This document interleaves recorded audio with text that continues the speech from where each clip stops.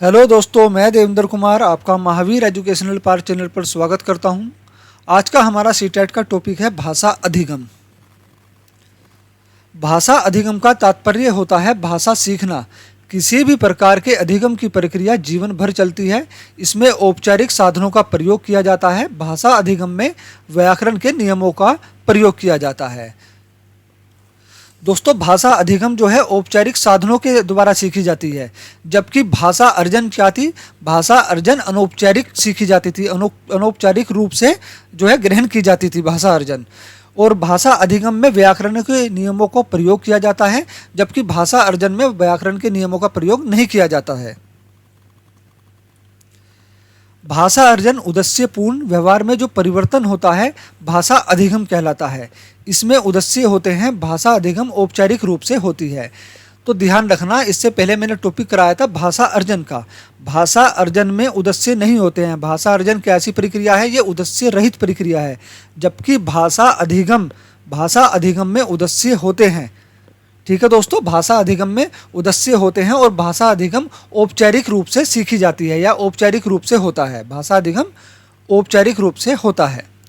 भाषा अधिगम में शिक्षक, विद्यालय, पाठ्यक्रम, पाठ्य पुस्तक, शिक्षक पद्धतियाँ या शिक्षण पद्धतियाँ आदि की भूमिका रहती है। भाषा अर्जन में अनौपचारिक तरीके से भाषा अर्जन होती है और उनमें इन सब की कोई भूमिका नहीं होती भाषा अर्जन में, जबकि भाषा अधिगम में औपचारिक रूप से भाषा अधिगम होता है और इन सब की आवश्यकता भाषा अधिगम में पड़ती ही पड़ती है। बालिकाओं का भाषा विकास में बालकों से किशोरावस्था, शैशवावस्था या 14 वर्षों तक आगे रखती हैं। ध्यान रखना, बालिकाएं जो हैं भाषा विकास में बालकों से यानी लड़कों से, लड़कियां भाषा विकास में लड़कों से किशोरावस्था, शैशवावस्था या फिर 14 वर्ष तक लड़कियां भाषा विकास में आगे रहती हैं। भाषा अधिगम के तथ्य। तो दोस्तों, भाषा अधिगम के तथ्य क्या क्या हैं? देखो, भाषा अधिगम, इसमें भाषा के नियम सीखे जाते हैं। सबसे पहले तो इसमें भाषा के नियम सीखे जाते हैं।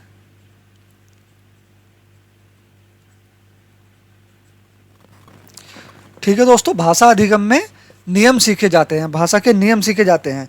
और भाषा अधिगम औपचारिक शिक्षा के द्वारा होती है।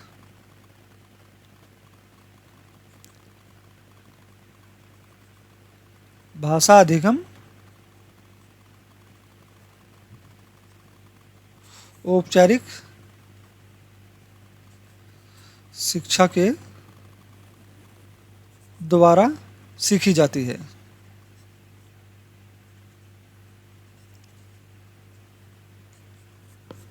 दोस्तों, जबकि भाषा अर्जन जो है अनौपचारिक शिक्षा है और भाषा अधिगम कैसी शिक्षा है?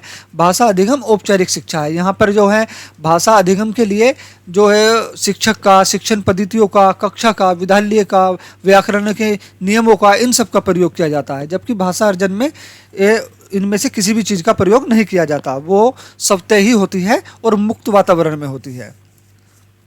भाषा अधिगम की शुरुआत कहाँ से होती है दोस्तों? तो भाषा अधिगम की शुरुआत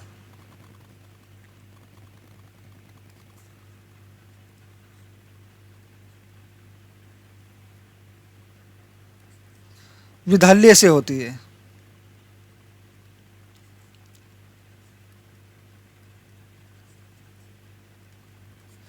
भाषा अधिगम की शुरुआत कहाँ से होती है? भाषा अधिगम की शुरुआत जो है विद्यालय से होती है, जबकि भाषा अर्जन की शुरुआत कहाँ से होती है? भाषा अर्जन की शुरुआत परिवार से होती है। भाषा अधिगम में बच्चों को प्रयास करना पड़ता है।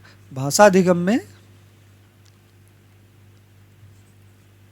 बच्चों को प्रयास करना पड़ता है।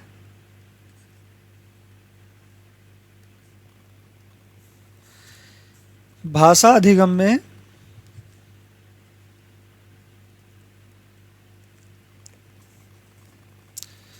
व्याकरण की आवश्यकता होती है। व्याकरण या फिर नियमों, व्याकरण के नियमों की आवश्यकता होती है।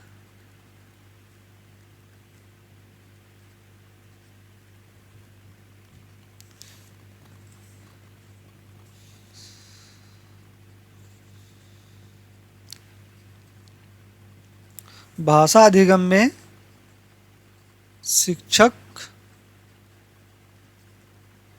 शिक्षण विधि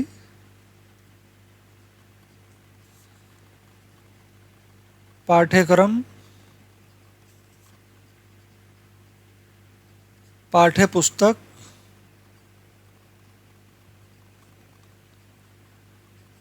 आदि की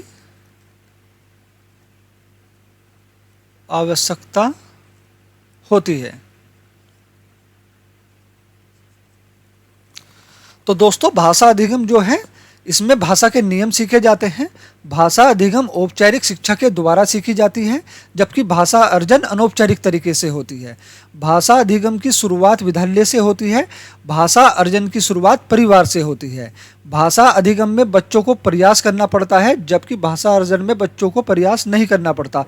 भाषा अर्जन में बच्चे अनुकरण के द्वारा सीखते हैं। भाषा अधिगम में व्याकरण के नियमों की आवश्यकता होती है। भाषा अधिगम में शिक्षक, शिक्षण विधि, पाठ्यक्रम, पाठ्यपुस्तक आदि की आवश्यकता होती है। अधिगम के प्रकार, पहला है क्रियात्मक अधिगम। क्रियात्मक अधिगम में लिख देता हूं उसकी डेफिनेशन। क्रियात्मक अधिगम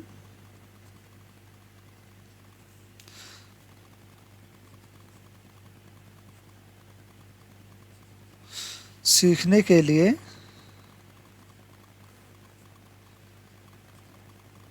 क्रियाओं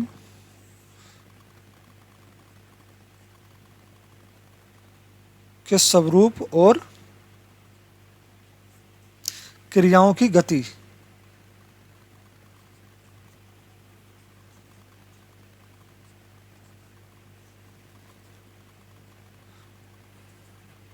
क्रियाओं की गति पर ध्यान दिया जाता है।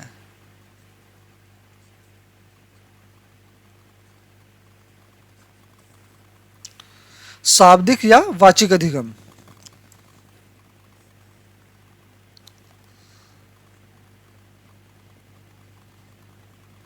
शाब्दिक या वाचिक अधिगम में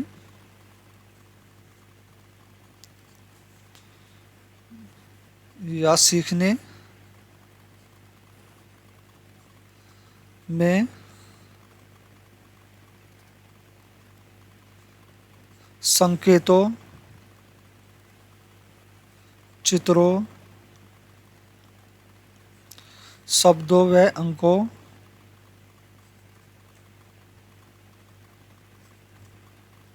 आदि के माध्यम से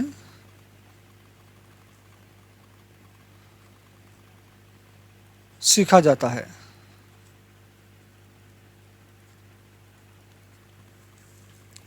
अगला है विचारात्मक अधिगम। विचारात्मक अधिगम में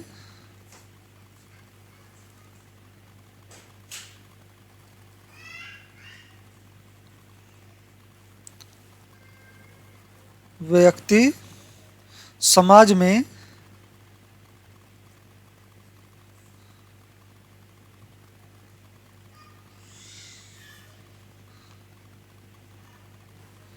दैनिक जीवन के अनुभवों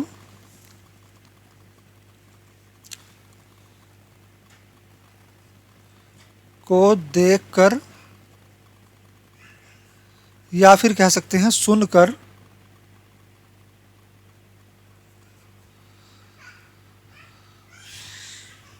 या विचार करके सीखा जाता है।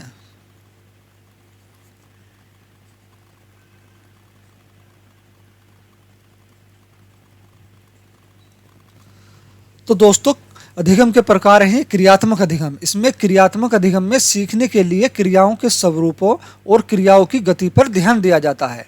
अगला है शाब्दिक या वाचिक अधिगम। शाब्दिक अधिगम या वाचिक अधिगम में सीखने में चित्रों, संकेतों, शब्दों, अंगों आदि के माध्यम से सीखा जाता है। विचारात्मक अधिगम।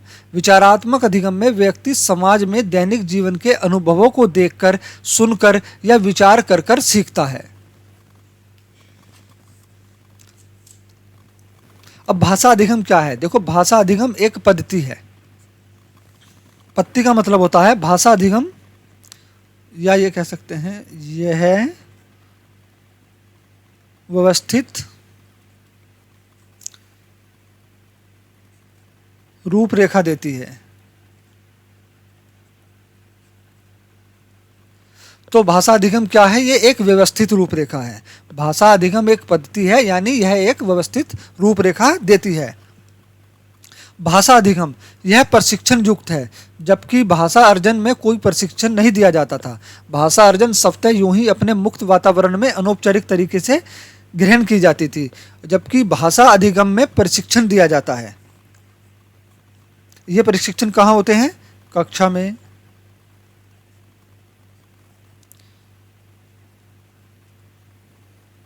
विद्यालयों में, उद्देश्यों के साथ। उद्देश्यों के साथ ये प्रशिक्षण कहाँ दिए जाते हैं? कक्षा में, विद्यालयों में, उद्देश्यों के साथ। भाषा अर्जन में कोई प्रशिक्षण नहीं दिया जाता है और भाषा अर्जन जो है उद्देश्य रहित होती है। अगला है, यह औपचारिक वातावरण प्रक्रिया है। देखिए, भाषा अर्जन अनौपचारिक तरीके से सीखी जाती थी, जबकि भाषा अधिगम औपचारिक प्रक्रिया है, औपचारिक वातावरण में सीखी जाती है। इसके लिए हमें विद्यालय कक्षा में जरूर जाना पड़ेगा, उसके बिना हम भाषा अधिगम नहीं कर सकते। उसका पुनर्बलन करते हैं।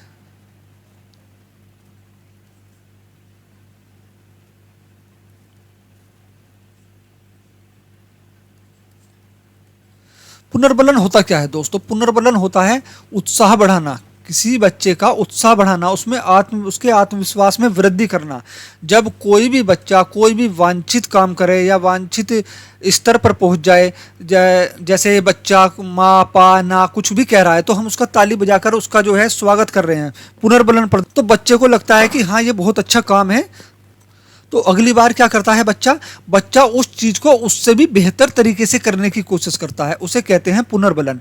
जैसे परीक्षा में कोई बच्चा जो है सेकंड आ गया, थर्ड आ गया, या थोड़ा उसने अधिगम में अच्छा स्तर प्राप्त किया, तो हम क्या करेंगे? शिक्षक को क्या करना चाहिए? उसका पुनर्बलन करना चाहिए। पुनर्बलन कैसे? उसको शाबाशी देकर, उसका ताली बजाकर स्वागत करके। तो बच्चा क्या सोचेगा? अगली बार वह बच्चा अपने उस अधिगम के क्षेत्र में उससे भी बेहतर करने का प्रयास करेगा। इसको कहते हैं पुनर्बलन। तो इसी तरह जब हम बच्चे का ताली बजाकर पुनर्बलन करते हैं, तो बच्चा क्या है? अपनी भाषा को और भी बेहतर करने की कोशिश करता है। इसको बोलते हैं चयनात्मक पुनर्बलन। ये इसका सिद्धांत किसने दिया? तो इसका सिद्धांत दिया स्किनर ने।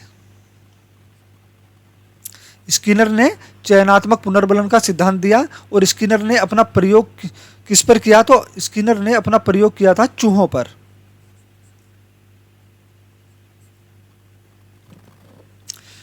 ठीक है दोस्तों, तो ये हमारा भाषा अधिगम का जो है टॉपिक यहीं पर समाप्त होता है। अगर आपको वीडियो अच्छी लगी हो तो प्लीज़ वीडियो को लाइक, चैनल को सब्सक्राइब जरूर करें, साथ में बेल आइकन भी प्रेस कर लें, ताकि हमारी आने वाली वीडियो के सभी नोटिफिकेशन आपको मिलते रहें। वीडियो देखने के लिए धन्यवाद।